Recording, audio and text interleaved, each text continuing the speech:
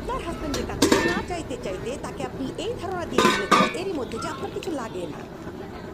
বউরা সবচেয়ে বড় ভুল করে এটা, যে হাজবেন্ডের কাছে সত্যি সাবিত্রী সাজতে যাওয়া, যে না আমার কিছু লাগে না, স্নো পাউডার দিয়ে নাও, একটু স্বাদ আহ্লাদের জন্য 2টা পয়সা খরচ করে না, আমার কিছু লাগে না। এই যে ফিলটা না, এটা খুব খারাপ। আপনি আপনার হাজবেন্ডকে একবার এই ফিল দেবেন, সে ধরেই নিবে যে না এই মহিলার কোনো চাওয়া পাওয়া নাই। সে তার বোনের জন্য, ভাইয়ের জন্য, দেবর ননদ আপনার যা আছে চতুর্পুষ্টির জন্য গিফট কিনতেছে, কিন্তু আপনার জন্য কিনবে না কেন?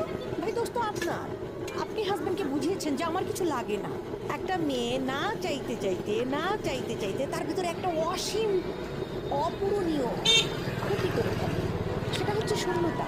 সেই শূন্যতায় একসময় সে নিজেই ডুবে মরে। কেনই বা মরবে না?